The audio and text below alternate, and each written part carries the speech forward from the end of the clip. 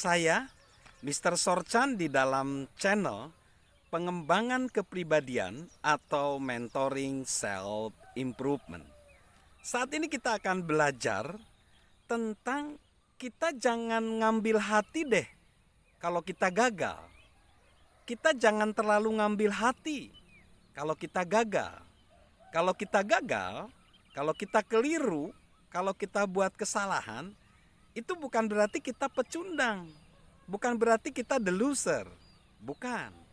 Tapi itu sebuah proses menuju keberhasilan kita.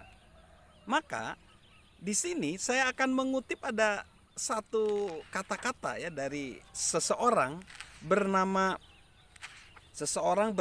Greatland Rice. Dia bilang gini nih, kegagalan tidak terlalu buruk selama tidak menyerang jantung.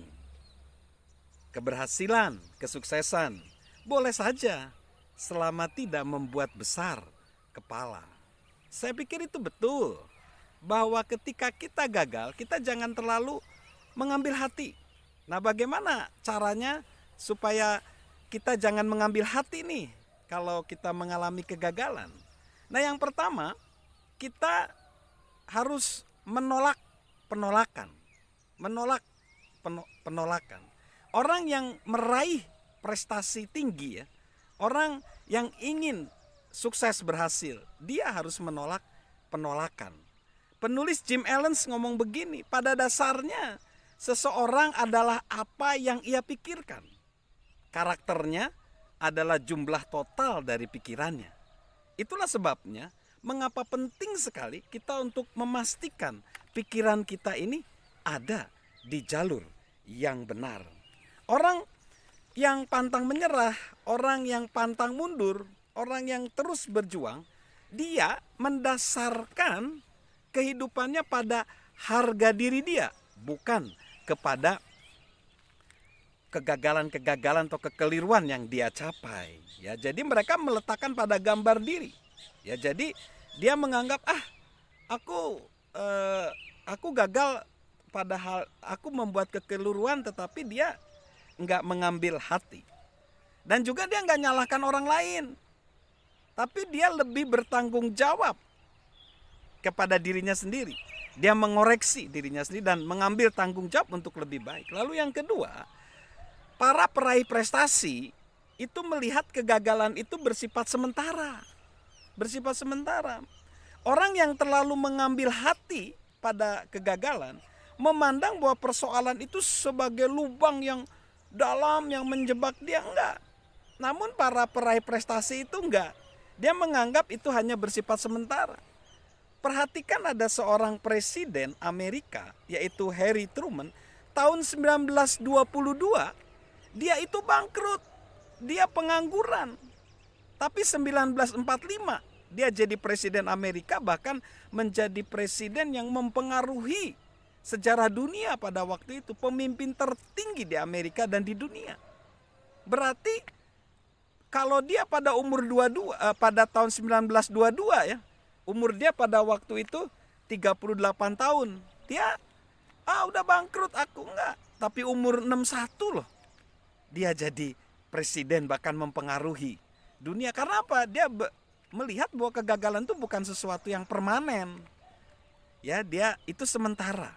Karena dia lihat perspektif hidup yang masih panjang. Lalu yang ketiga, para peraih prestasi, orang-orang yang sukses, itu memandang kegagalan sebagai insiden-insiden sendiri. Ya tadi, itu sendiri-sendiri bukan suatu hal yang permanen tadi. Jadi jika peraih prestasi itu gagal, mereka memandangnya sebagai peristiwa yang sementara sifatnya, bukan tragedi seumur hidup. Kegagalan tidak perlu diambil hati sama mereka. Jika kita ingin sukses, jangan biarkan ya kejadian apapun mewarnai pandangan hidup kita terhadap diri kita, terhadap gambar diri kita, citra diri kita. Lalu yang keempat, para peraih prestasi mempertahankan harapan mereka agar tetap realistik. Ya, semakin sulit prestasi yang ingin kita capai, maka perlu upaya yang lebih besar. Kalau kita ingin jalan-jalan di sekitar lingkungan perumahan kita itu gampang. Tapi kalau kita ingin mendaki Gunung Everest, wow, itu perlu prestasi yang perlu upaya yang keras, perlu kerja keras, dan juga perlu mempelajari ketika ada kemunduran-kemunduran.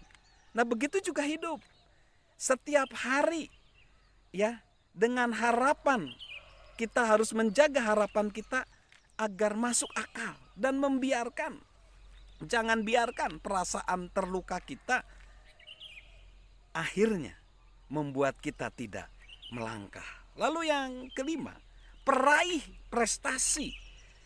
Orang yang sukses itu memfokuskan perhatian pada kekuatan-kekuatan mereka, bukan pada kelemahan-kelemahan mereka. Pada kekuatan mereka, pada zona kekuatan mereka. Lalu yang keenam, para peraih prestasi itu menggunakan berbagai pendekatan dalam meraih prestasi.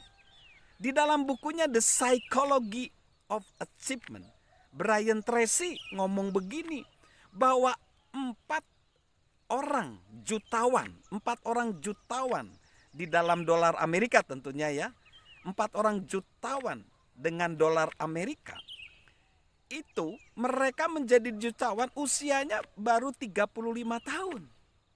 Dan menurut penelitian, mereka sudah berbisnis lebih daripada 17 jenis bisnis.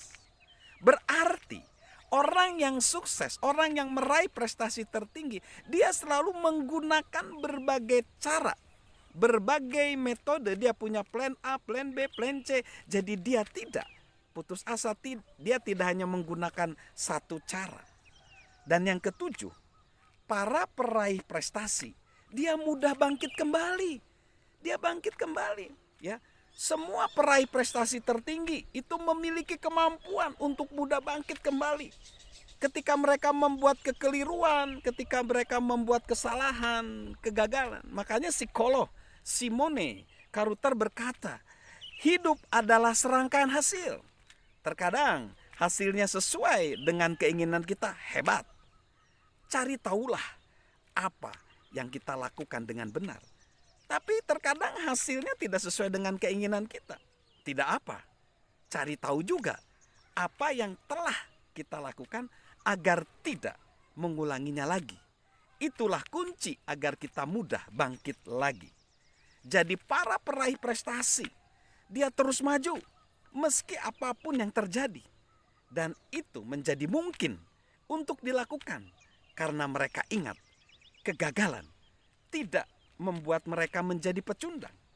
Tidak seorang pun seharusnya mengambil hati ketika kegagalan, kekeliruan datang.